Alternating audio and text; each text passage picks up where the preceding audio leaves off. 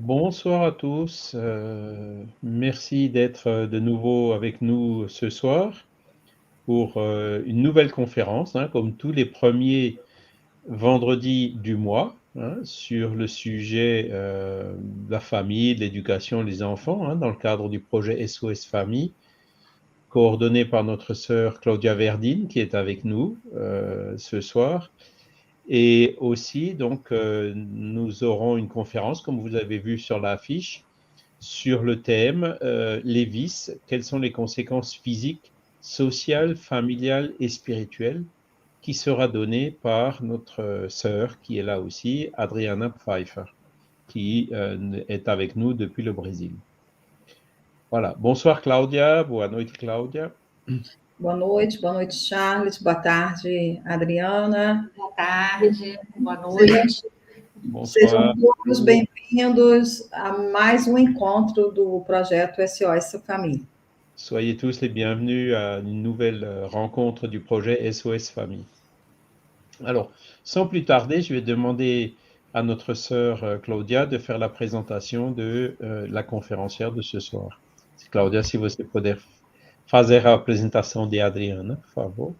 Sim. Bom, é com muita alegria que nós estamos recebendo hoje aqui Adriana Pfeiffer, que é graduada em psicologia, é conselheira em dependência química e codependência e coordenadora Nous sommes très heureux de vous présenter ce soir Adriana Pfeiffer. Elle est diplômée en psychologie, elle est aussi spécialisée especializada em...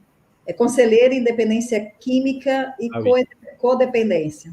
Elle est aussi conseillère dans toutes les questions de dépendance chimique et de codépendance. E ela também é coordenadora do GAEROL, que é um grupo de apoio espírita Rosângela Lima. Et elle est aussi coordinatrice du groupe appelé GAEROL, qui est groupe d'études spirites Rosângela Lima. Voilà. O GAEROL, ele é um setor do GEMA, que é o Grupo Espírita Messe de Amor. Le GAEROL, c'est donc un sous-groupe du groupe GEMA, hein, groupe Spirit Mestre e Amor. Messe de Amor. Ah, merci d'amour. Messe de Amor é no Rio de Janeiro, né, Adriana? Na cidade de Niterói, no estado do Rio. C'est dans la ville de Niterói, donc dans l'état de Rio de Janeiro. Adriana também, o GEMA é especializado em dependência química e codependência. Le GEMA, c'est un groupe spirit qui est aussi spécialisé dans la dépendance chimique et les codépendances. Adriana também é responsável pelas áreas de atendimento terapêutico. Adriana est responsable aussi du secteur de traitement thérapeutique. E pelos cursos de formação do GEMA. Et aussi pour les cours de formation du GEMA. E com todas essas atividades, ela gentilmente aceitou o convite para estar conosco hoje. Et malgré toutes les activités qu'elle mène, elle a gentiment accepté notre invitation d'être avec nous ce soir. Adriana, seja muito bem-vinda. E obrigada. Adriana, sois bienvenue.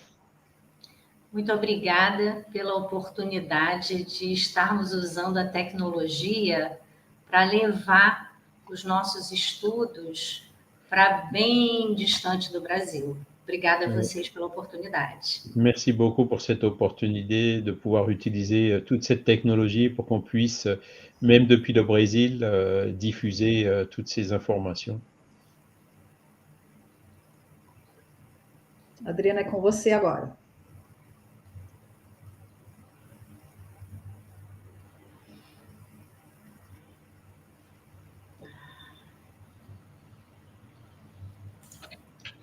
A primeira palavra, a primeira pergunta, o primeiro questionamento que faz com que muitos familiares nos procurem é essa pergunta que está nos slides.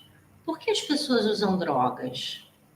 La première question que font les personnes qui viennent nous voir à la recherche d'aide ou d'informations, c'est celle que vous voyez à l'écran.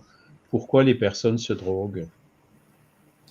E é preciso que qualquer ação na área da prevenção nos dias de hoje traga um discurso muito claro e muito honesto.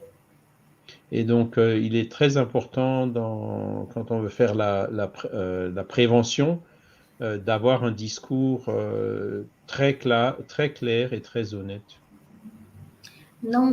Hoje em dia não podemos negar que as drogas proporcionam para algumas pessoas um grande prazer. On ne peut pas nier aujourd'hui que les drogues procurent à certaines personnes un grand plaisir.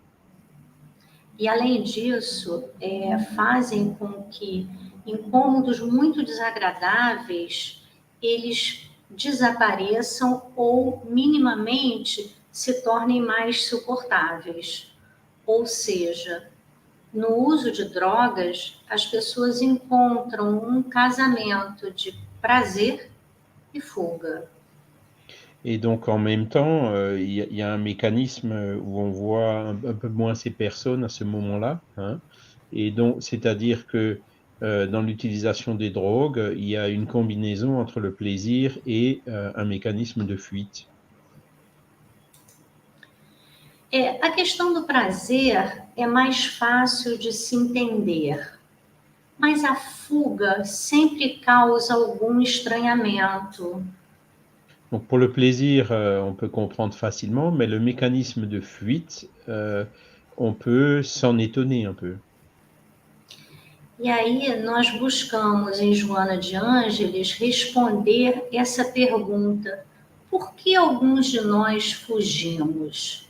Do que estamos fugindo, na verdade? Et donc, dans un livre de Johanna de Angelis, hein, qui s'est intéressée à la psychologie, on trouve un certain nombre de réponses, hein, de quels sont les motifs qui nous poussent à fuir. E ela vai nos explicar que nós trazemos no inconsciente profundo marcas dos nossos equívocos, dos nossos comprometimentos do passado que vão gerar em vários futuros processos reencarnatórios essa sensação de aprisionamento. Alors, donc, elle nous répond que c'est parce que dans l'inconscient profond de chacun de nous, cet inconscient conserve les traces des erreurs ou des délits qu'on a commis dans les vies antérieures. Et donc, ces délits, d'une certaine manière, elles nous emprisonnent en quelque sorte. Independente de estarmos reencarnados em lares equilibrados ou lares com mais dificuldades, alguns espíritos têm muitas dificuldades em lutar contra essas más inclinações, com esses incômodos, com esses mal-estares, o que vem a desencadear essa falsa necessidade de fuga. Et donc, indépendamment que la personne soit dans un foyer aisé ou modeste, hein, on trouve toujours chez ces personnes, hein, ces esprits, ces difficultés, hein, donc qu'elles rencontrent suite à ces répercussions de l'inconscient profond, et donc qui occasionnent, qui les poussent à aller dans ce mécanisme de fuite. E aí nós damos uma olhada sobre a dependência química. O que é a dependência química? On va regarder un peu mieux ce que c'est que la dépendance chimique. Qu'est-ce que c'est que la dépendance chimique? A visão espírita da dependência química, como Joana de Ângeles nos diz, que aparece nesse slide, sem a menor dúvida, é o espírito enfermo que mergulha no poço da drogadição, arrastando efeitos da conduta de outros processos reencarnatórios e compromissos arrecadados nesse atual processo. Ou seja... Et donc, dans Johanna de l'Angelis nous répond comme vous pouvez le lire, hein, sans aucun doute, c'est l'esprit malade, hein, qui plonge dans le puits asphyxiant de l'addiction à la drogue, entraînant aussi des effets de la conduite réincarnationniste, de sa réincarnation, et des engagements aliénants ou difficiles de l'actualité où il se trouve. Ou seja, dependência química é somatório dos comprometimentos do passado e das nossas escolhas atuais. Et ça veut dire que la dépendance chimique, c'est la somme des engagements qu'on hérite du passé et de notre conduite, de notre comportement actuel. E, finalmente, olharmos a dependência química como uma doença. Et donc, en fait, la dépendance chimique est considérée comme une maladie.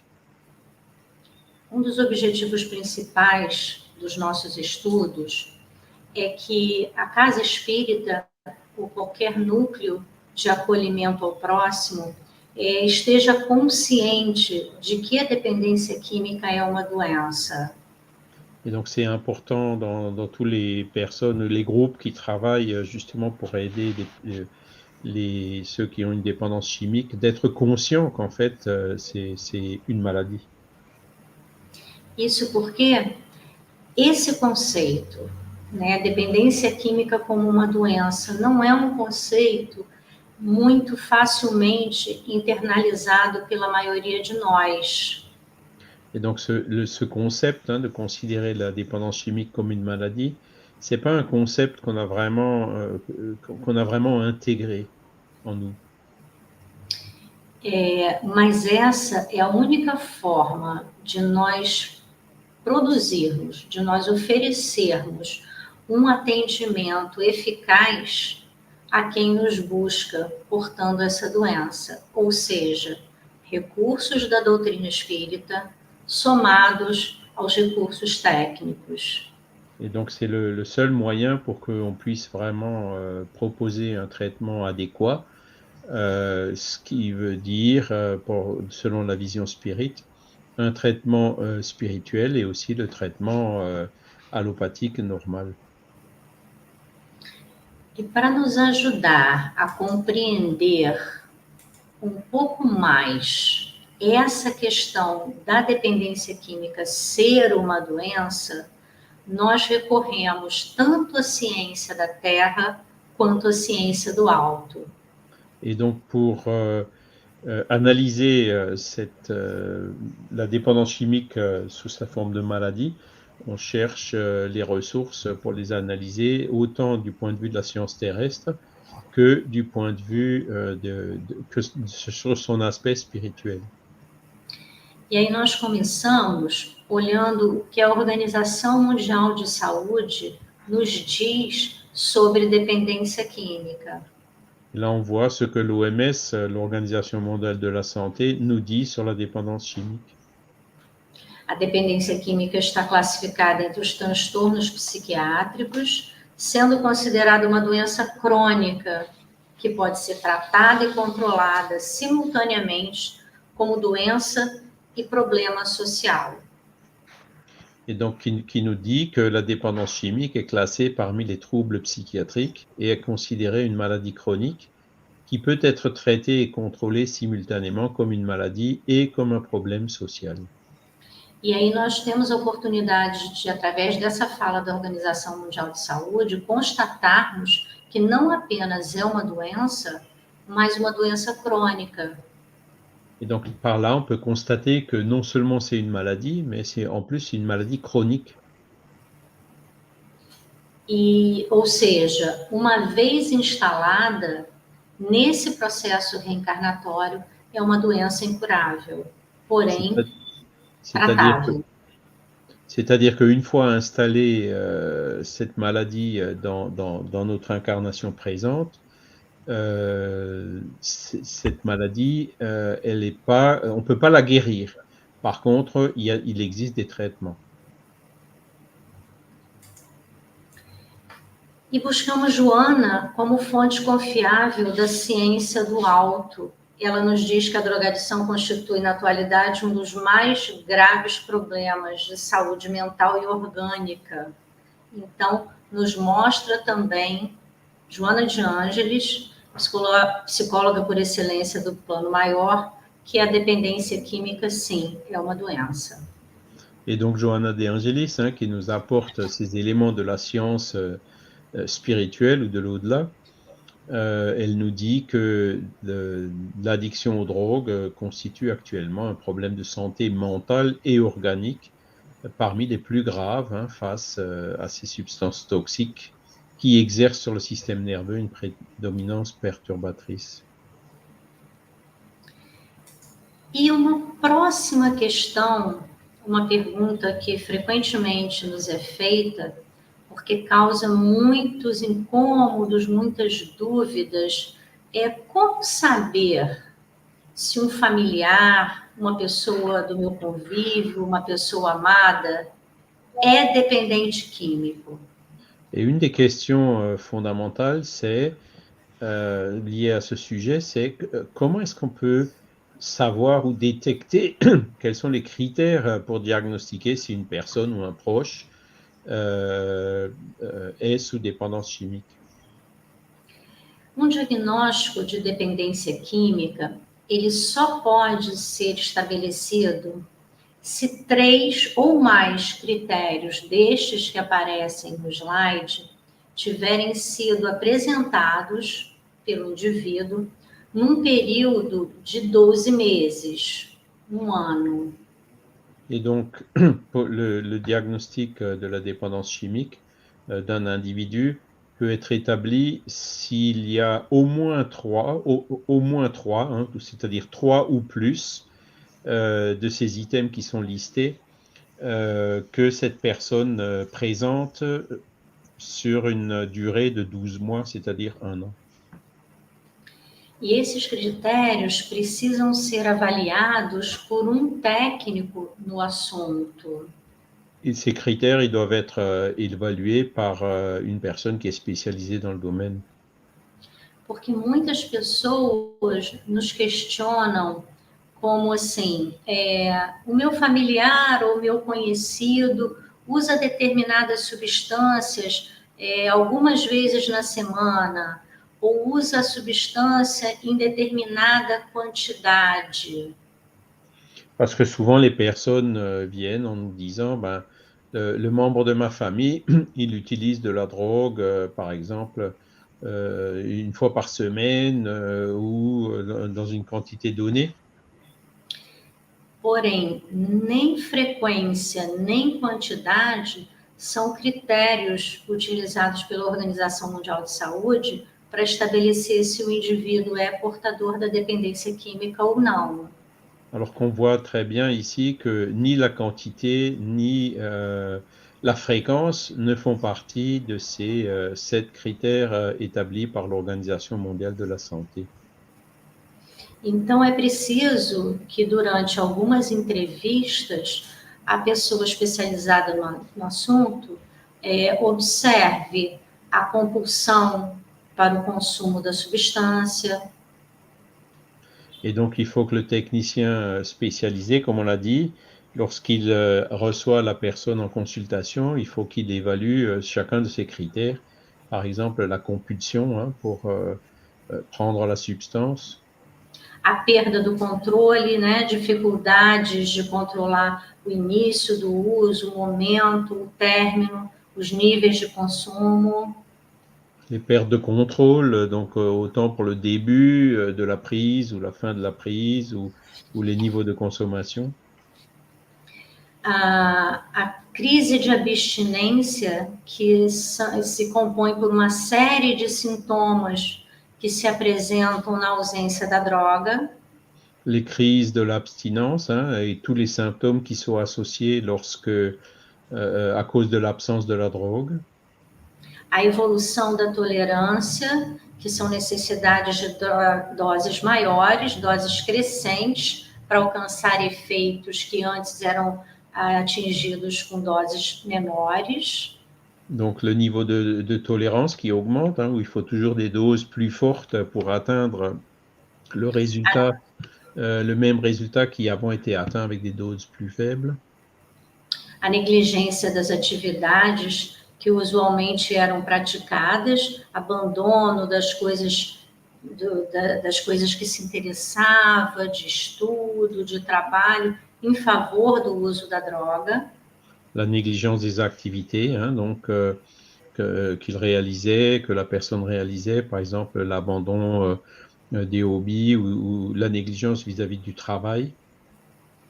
O tempo gasto, utilizado para obter a droga, consumir essa droga e se recuperar desses efeitos também é um dos critérios para a detecção da dependência química. Le temps perdu, hein, pour se procurer de la drogue, pour la consommer, pour se rétablir après la consommation, c'est aussi un critère qui est utilisé. E, finalmente, usar a droga apesar dos danos verificados, como, por exemplo, danos ao corpo físico, danos ao sistema imunológico, danos às emoções, comprometimentos mentais.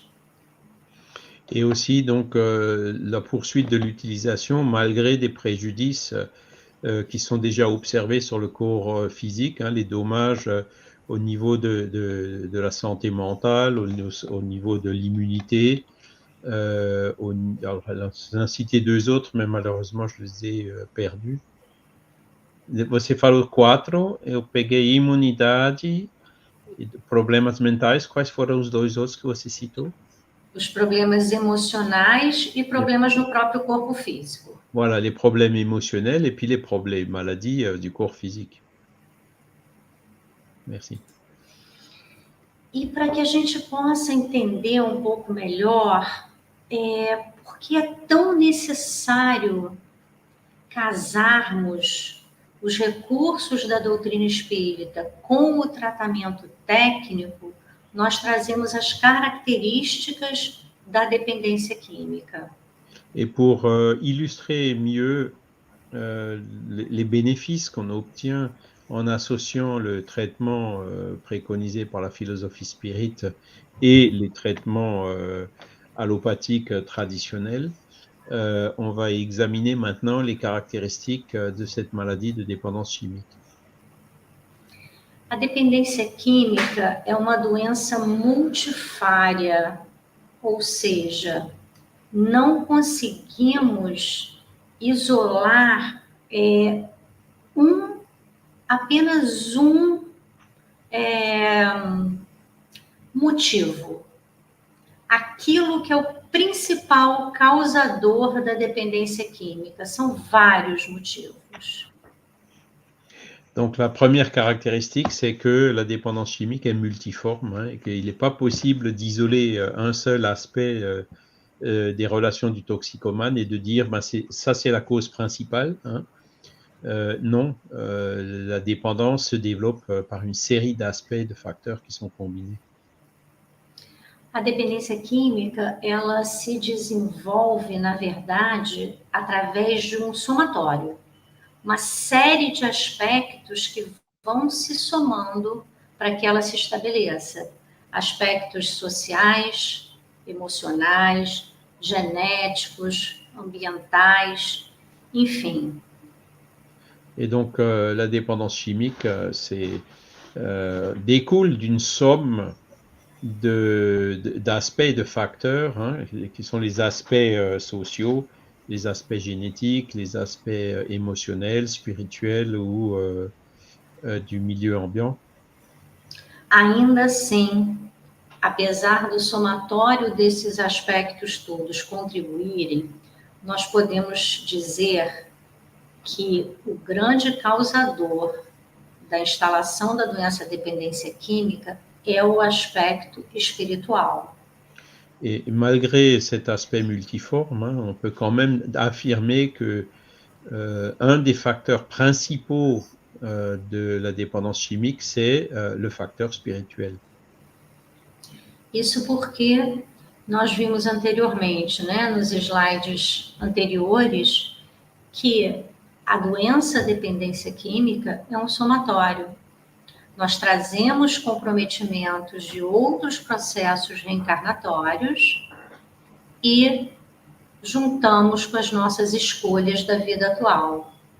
Et donc, c'est ce qu'on a vu dans le slide antérieur, hein, que ces aspects spirituels se caractérisent par la somme du bagage qu'on ramène de nos vies passées, hein, plus les facteurs du milieu ambiant ou du milieu social dans lequel on vit dans cette incarnation. A segunda característica da doença dependência química é que ela é incurável. La seconde caractéristique de la maladie de dépendance chimique, c'est qu'elle est incurable. Obviamente, nós estamos falando desse processo reencarnatório. Bien sûr, on parle du processus dans cette vie, dans cette incarnation. O que significa ser uma doença incurável? Uma vez instalada, o dependente químico não consegue voltar a fazer uso da droga sem que todos os prejuízos que o levaram a instalar a doença voltem a aparecer. Ça veut dire que pourquoi c'est incurable? Parce qu'une fois que le processus, que la dépendance est installée, hein, le toxicomane ne pourra plus utiliser la drogue socialement avec les bénéfices physiques qui y sont associés. Inclusive, nós nos reportamos mais uma vez a Joana de Ângeles, por conta da sua extensa literatura sobre o assunto, que é preciso, depois de instalada a dependência química, alguns processos reencarnatórios, no plural, para que o indivíduo possa estabelecer a cura. Et toujours, on cite encore une fois donc Johanna de Angelis, qui a énormément écrit sur ce sujet, sur les aspects psychologiques, et elle explique que pour guérir, hein, donc on voit que c'est incurable dans cette vie, mais pour guérir, il faut plusieurs réincarnations, hein, pour que s'établisse la guérison d'une dépendance chimique. A terceira característica da dependência química é o fato dela ser uma doença progressiva. Une autre caractéristique de la maladie de dépendance chimique, c'est qu'elle est progressive. Os malefícios da doença, tanto os sociais como físicos e os próprios malefícios espirituais, eles vão aumentando, se tornando mais intenso, da mesma forma que a quantidade da droga aumenta em quantidade e constância, conforme o uso. E, mais uma vez, por conta da tolerância, para se atingir um efeito que se conseguia antes com uma determinada quantidade, é preciso quantidades crescentes também. Donc progressive, parce que on constate effectivement que les dommages sociaux, physiques et spirituels, hein, qui sont causés par la dépendance chimique, ces dommages augmentent, hein, corrélativement avec la quantité de produits qui est utilisée, qui, par l'effet de tolérance qu'on a vu tout à l'heure, fait que les doses qu'il faut prendre pour avoir le même effet augmentent, hein, avec l'utilisation constante, et que les toxicomanes en ressentent de plus en plus le besoin pour obtenir l'effet qui est souhaité et connu. E por fim, é uma doença que tem determinação fatal. O que significa essa determinação fatal?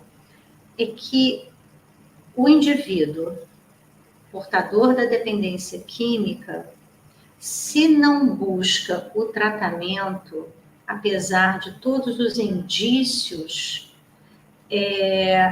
normalmente o desfecho da doença é sempre o mesmo.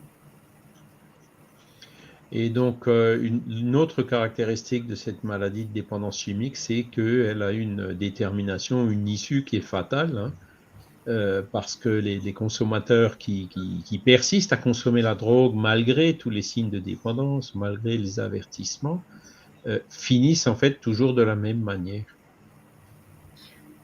A pessoa, normalmente, se não busca tratamento, repetindo, vai terminar os seus dias numa instituição, provavelmente para tratamento psiquiátrico, instituições prisionais ou num desencarne prematuro, que pode ser por uso do próprio químico, nas situações de overdose, ou por uma morte indireta relacionada ao uso da substância.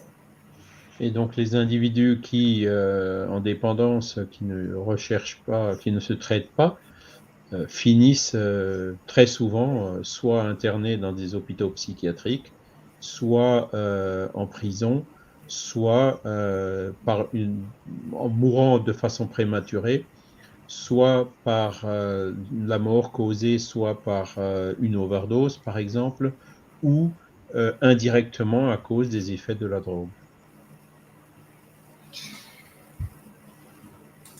E para nós concluirmos, nós trazemos uma fala do Espírito da Verdade, que se encontra no Evangelho segundo o Espiritismo, capítulo 6, para acalentar um pouco o coração das pessoas que convivem com alguém, com um familiar, com um amigo muito amado, um filho, esposa, marido, que tem a doença dépendance química.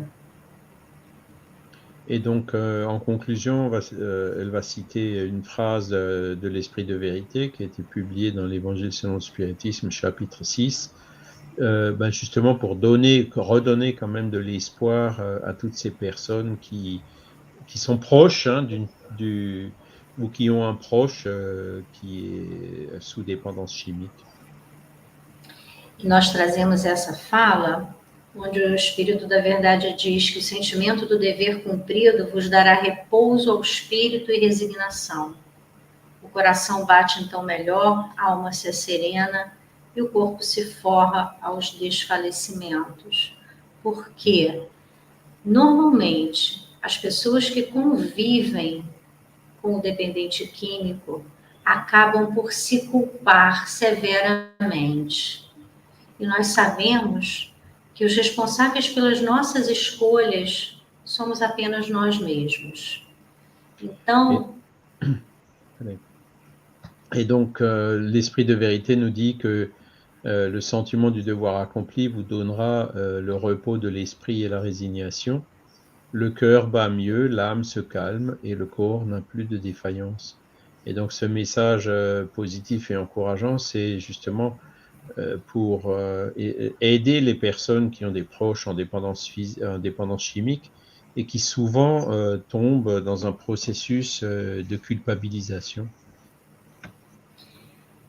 E nós, pela experiência, por todo o contato que nós temos com o tratamento da dependência química, a recuperação da dependência química, o contato com os familiares, nós podemos afirmar, reafirmar.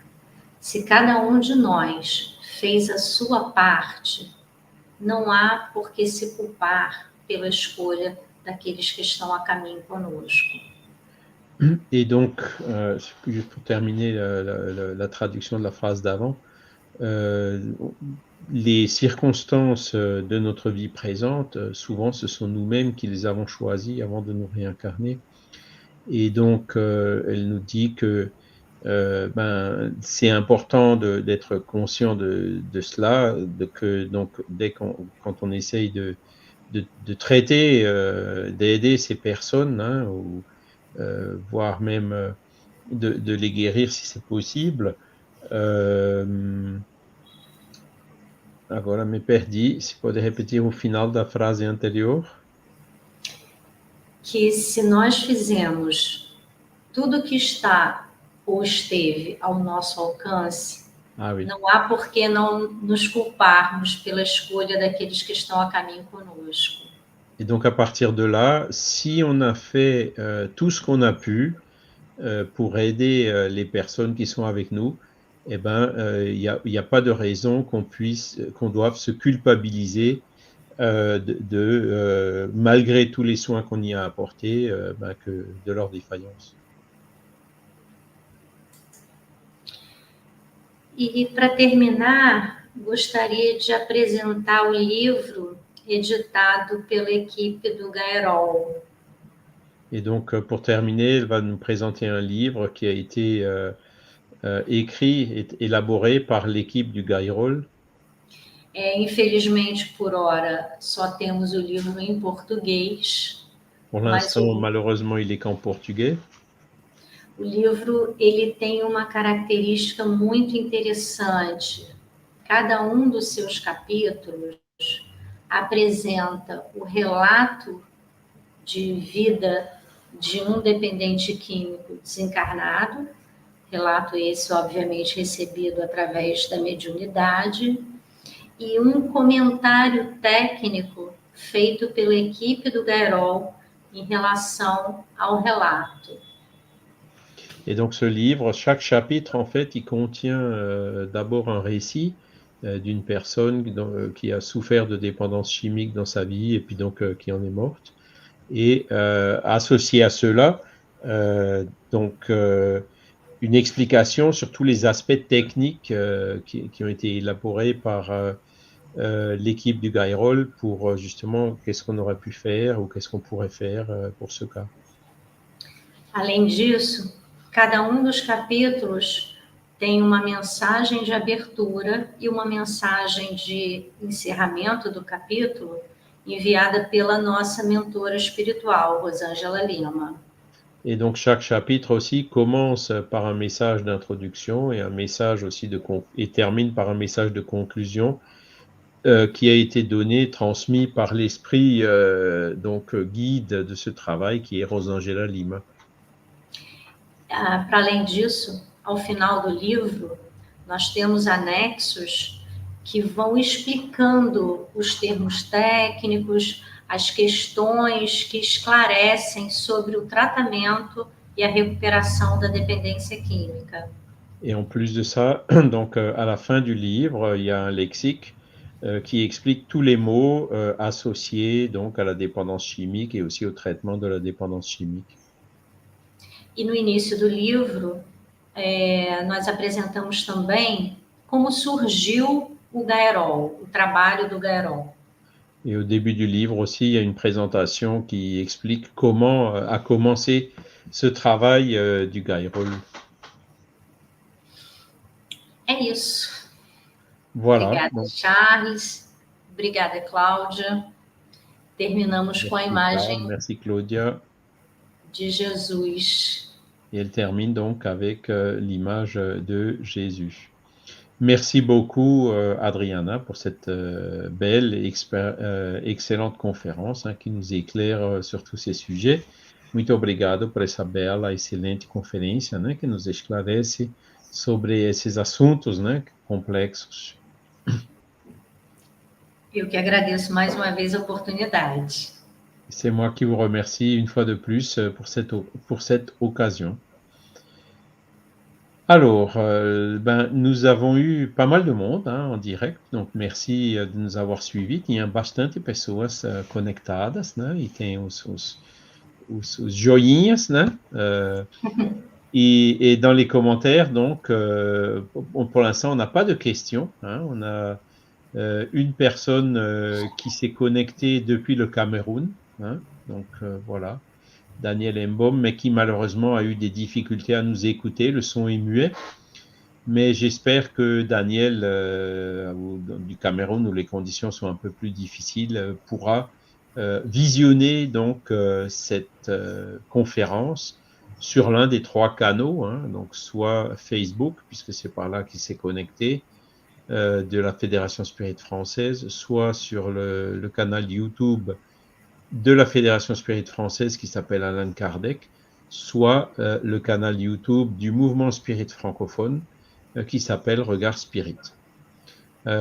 Eu expliquei, né, tem um irmão aí do Camerun, né, da África, que se conectou, mas que teve dificuldade para ouvir o som, né? E deixando aqui o recado que ele possa revisionar essa palestra, né, num desses 3 canais que ela foi, que ela passou ao vivo, né, que são um website do Facebook da Federação Espírita Francesa, o YouTube da Federação Francesa e o YouTube do Movimento Espírita Francófono. Voilà. Eu tenho perguntas. Claudia, elle a des questions. Mas você pode finalizar o chat primeiro, Charles. Alors, juste, bon, un autre commentaire qu'on a reçu, donc c'est en portugais, une portugaise, donc je vais le traduire en français, donc de Daniel qui nous dit « Merci pour ces enseignements d'aujourd'hui. Je pense que c'est vraiment très important d'aborder le fait de ne pas se sentir dans cette culpabilité par les choix, en fait, qu'on fait des autres, hein, des proches. » Voilà. Et une autre personne qui est Rodrigo, donc, qui nous dit Ave Rosangela, Ave Gairol. Voilà.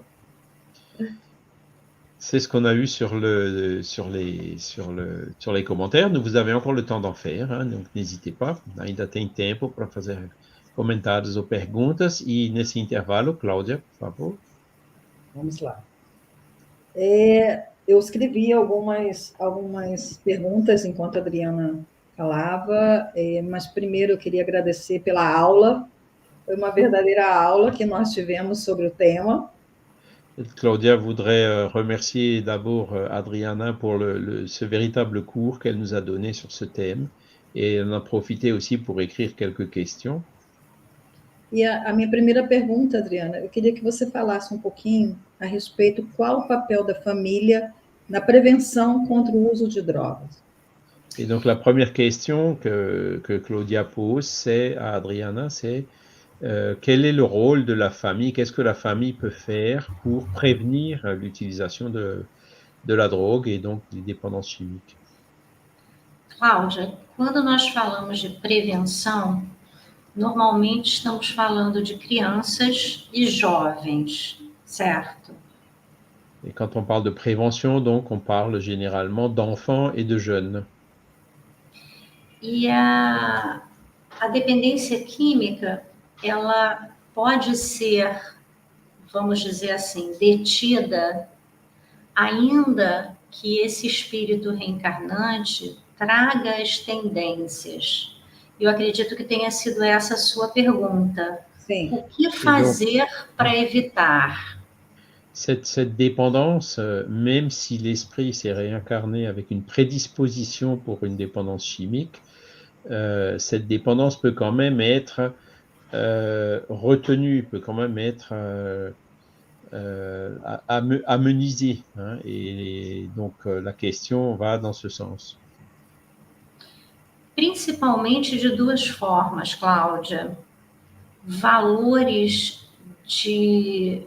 morais cristãos, e veja bem, nós não estamos falando de moralismo, não estamos falando de que não pode, de que é feio, de que não faz, mas termos a consciência e a ciência de passar para as crianças aquilo que a própria doutrina espírita passa para nós adultos.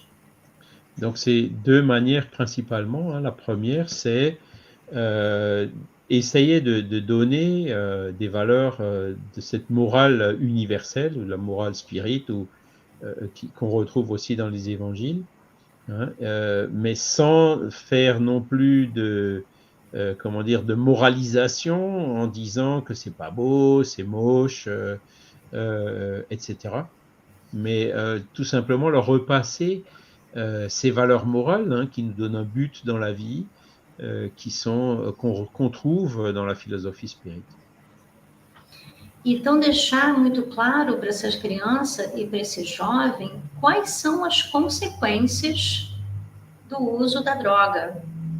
Mais aussi dire clairement à ces jeunes quelles sont les conséquences de l'utilisation de la drogue. Porque, assim, é muito ruim a gente tentar amedrontar. Né? Você, por exemplo... C'est mauvais de faire peur.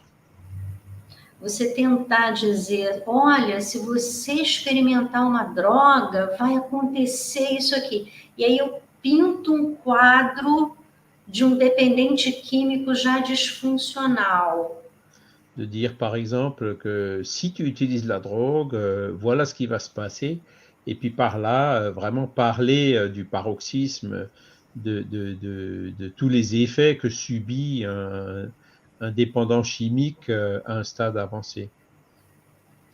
Porque no caso da criança ou do jovem experimentarem a droga pela primeira vez, não vai acontecer nada daquilo. E aí ele perde essa relação de confiança. Parce que quand le jeune ou l'enfant va utiliser pour la première fois, essayer la drogue, il n'y a rien de tout ce que vous lui avez dit, de ce que vous lui avez dépeint, de ce tableau noir, qui va se passer. Et donc, par là, il va perdre la confiance en vous.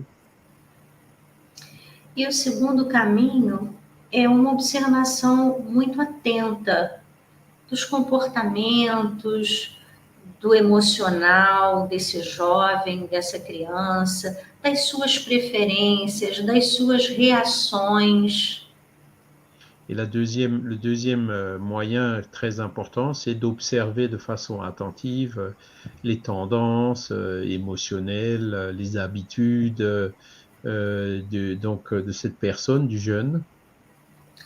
E qualquer percepção que o adulto tenha, que ele busque ajuda, que ele busque orientação, porque conhecer tendências para a dependência química, ou melhor dizendo, para a doença de base, que é a adicção, não é uma coisa simples. Então, é preciso buscar ajuda.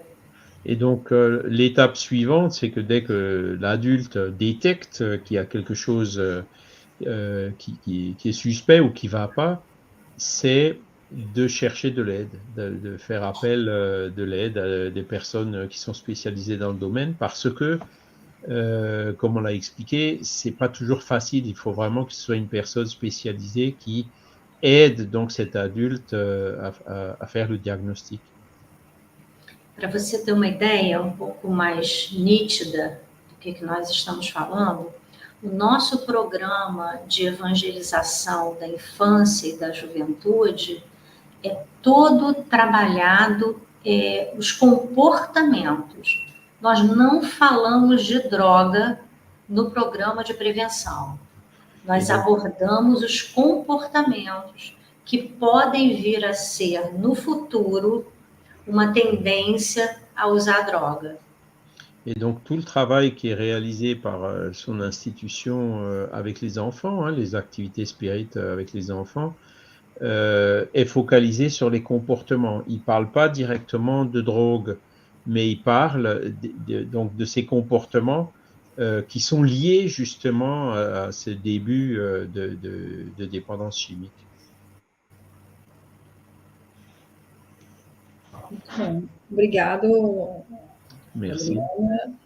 E eu acho importante tudo isso que você falou e nós termos também a consciência da importância do diálogo, desde o mais pequeno possível, o diálogo na família em relação a todos os temas e não somente esperar aparecer um problema para você dialogar sobre aquele problema.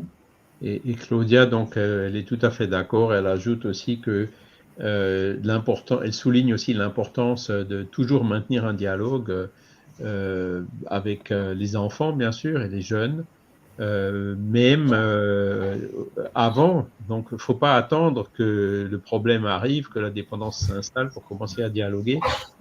C'est aussi un moyen de prévention de maintenir ce contact avec des jeunes. Porque na maior parte das vezes, como você mesmo disse, Adriana, há uma ameaça e não um diálogo. Parce que la plupart du temps, c'est vrai que une menace, c'est pas un dialogue. E precisamos compreender o porquê o porquê da prevenção, o porquê que eu preciso sentar com os meus filhos e dialogar não só sobre esse tema, mas de uma maneira geral. Et donc, toujours le focaliser pour expliquer le pourquoi de ce besoin de dialogue, non seulement sur ce sujet-là, mais aussi sur d'une façon générale. E a busca pela ajuda, Cláudia, é tão importante, porque até a forma de conduzir esse diálogo não basta ser assim apenas uma predisposição para estar aberto, mas saber exatamente o que abordar faz muita diferença. Et donc, le fait de chercher de l'aide, qui est très important hein, dans les personnes spécialisées, permet aussi donc comment dire, d'assurer un dialogue le plus adéquat possible, de savoir quels sont les sujets qu'il faut aborder, quels sont les sujets aussi qu'il faut éviter d'aborder et comment il faut les aborder. Porque, na verdade, os pais necessitam se capacitar para poder desenvolver esse diálogo. Né? Eu não diria nem exato. Les parents, en fait, ils doivent même se former, hein, prendre l'habitude hein, pour mener ces dialogues. Não necessariamente se capacitar, mas ter um olhar atento e, caso perceba alguma questão, buscar orientação. Com certeza, voilà, isso sim. C'est pas forcément une formation complète pour se spécialiser sur le sujet, mais observer et puis donc savoir quoi, à partir du moment où quelque chose est détecté, c'est là où effectivement il faut chercher de l'aide. Obrigada, Adriana. Merci, Adriana. Eu que agradeço. C'est moi qui vous remercie.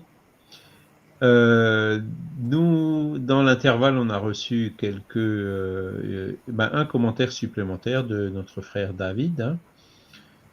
David, que nos diz: boa noite, meus amigos. Eu agradeço por essas palavras de hoje. Tenho um problema na minha família e é muito difícil para mim esta doença. Obrigado. Eu sou brasileiro e eu não falo muito bem francês.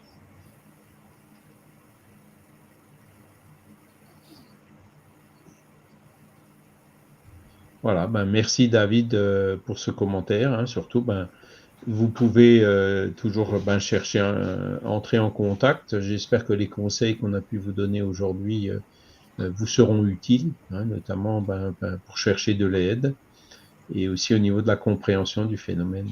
Voilà, aconselhando a Adriana, né, esperando que o que se falou hoje, né, como ele agradeceu, foi útil para ele, né, e que ele se conscientizou, né, dessa necessidade de buscar ajuda para resolver o caso, né.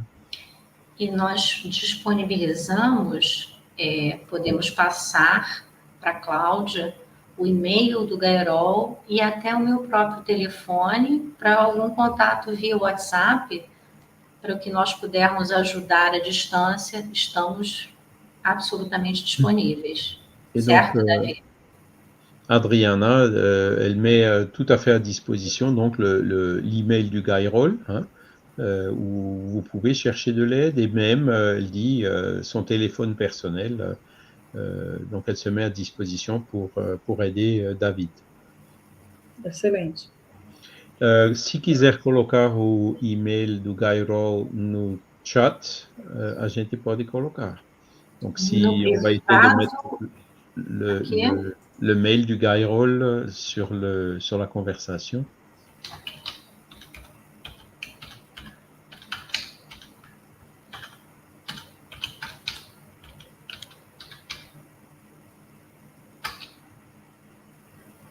Voilà. Donc,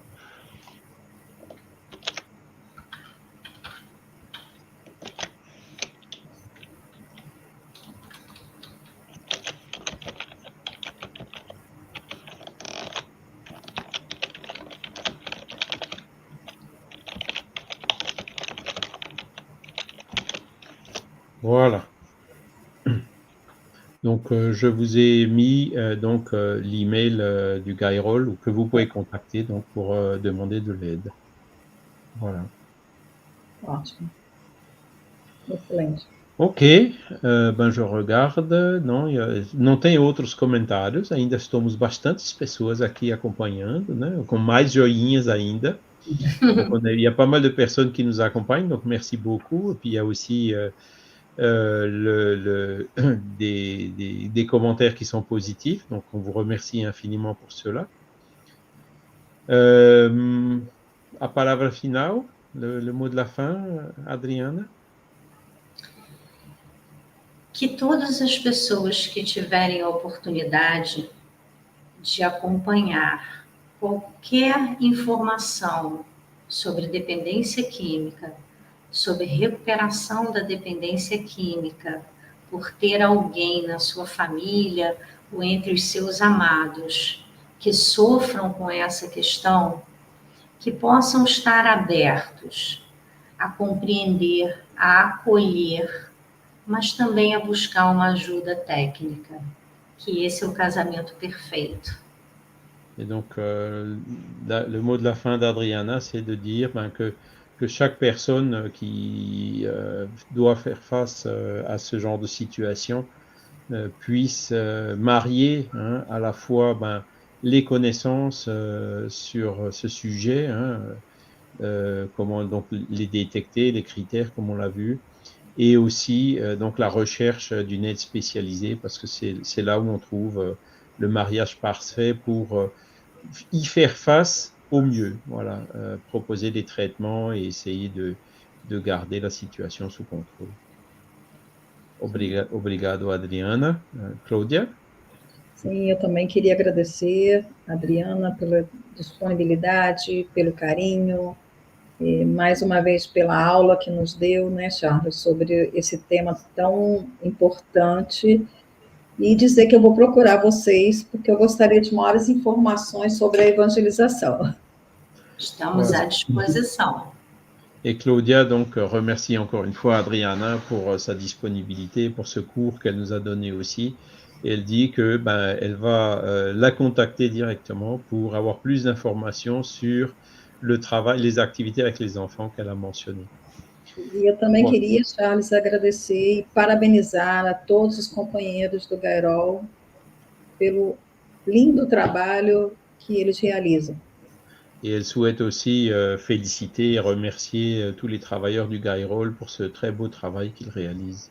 Transmita a todos, Adriana, por favor, em nome do projeto SOS Família, o nosso abraço e o nosso agradecimento pelo trabalho. Voilà, et donc ces remerciements qu'elle demande à Adriana de transmettre à chacun d'eux au nom de ce projet SOS Famille. Voilà. Considere transmitido. Considère que c'est fait, voilà. Alors juste, on va terminer avec les derniers commentaires. Donc, il y a Mimi qui nous écrit de Paris et qui nous remercie. Il y a Ana Rita Peralta qui demande si cette conférence va rester enregistrée. Donc, je vais lui répondre en portugais puisqu'elle nous a dit écrit en portugais.